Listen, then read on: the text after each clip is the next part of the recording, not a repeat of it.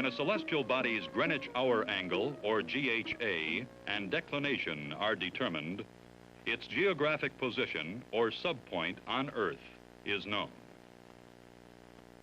Obviously, if from a measurement you find the celestial body to be directly overhead at your zenith, you would know you were at the GP of the body, and your latitude and longitude would be the same as the body's celestial coordinates. But the chances of this happening are very rare. Usually, you are some distance away from the GP of the celestial body. When this situation exists, you are only able to determine a line of position. To determine this line of position, we utilize the horizon system. When we extend a line from your position in one direction to your zenith, and in the other direction through the center of the Earth, out the other side, and on out to the celestial sphere again, we have what is called a zenith-nadir axis.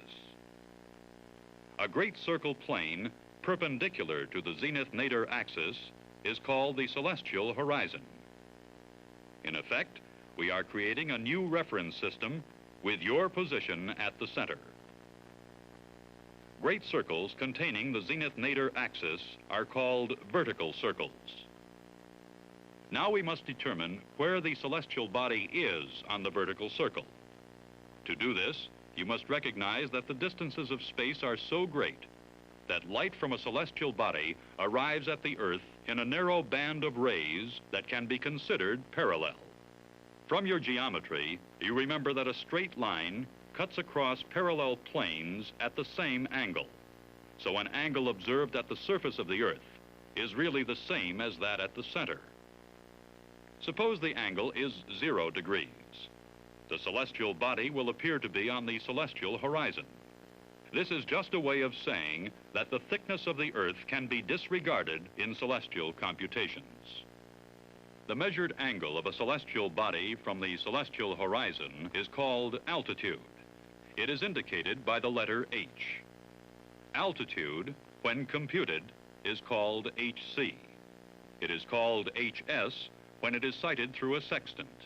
And it is called HO when the sextant reading is corrected for instrument and observation error. It is easy to confuse altitude with declination. But remember, altitude is measured from your celestial horizon. Declination is measured from the celestial equator. For example, the declination of Polaris is approximately 90 degrees. But its altitude varies depending on your location on Earth. It stands to reason that the angle of altitude will always be less than 90 degrees unless the celestial body is directly overhead. The farther you move away from the GP of a body, the smaller the angle of altitude. The closer you come, the larger the angle. The difference between 90 degrees and the observed altitude of a celestial body is called co-altitude, or zenith distance. This is an important angle to remember when you begin to use celestial navigation to plot a line of position, because zenith distance can also be expressed in nautical miles on the surface of the Earth. Let's say you have obtained a sextant observation of 70 degrees on a star. You can see that a 70-degree measurement can be made from any number of points. You immediately know that you are someplace on this circle, called a circle of equal altitude. This is the first step toward determining a line of position. To find out how far away you are in nautical miles, merely compute the zenith distance. 90 degrees minus 70 degrees observed altitude equals 20 degrees.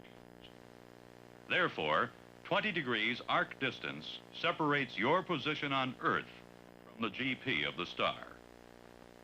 Since 1 degree equals 60 nautical miles, you are 1,200 miles from the GP of the star.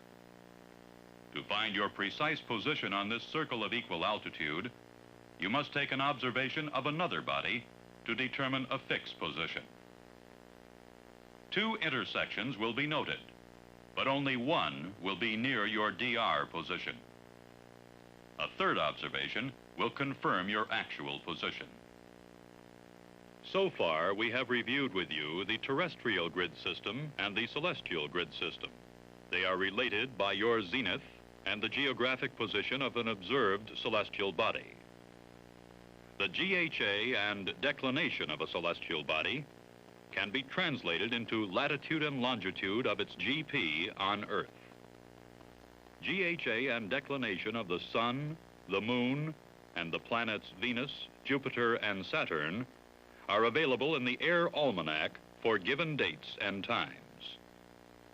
The GHA of Aries is also given, along with the sidereal hour angles for the 57 stars.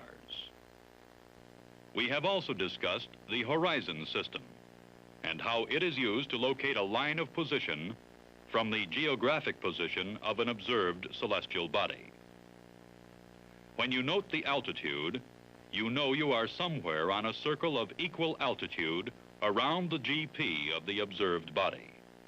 The technique of actually plotting a line of position depends on the observed altitude of the celestial body. If it is 85 degrees or more, the zenith distance formula shows that you are within 300 nautical miles of the GP, and you can actually plot the circle of equal altitude on the navigator's chart.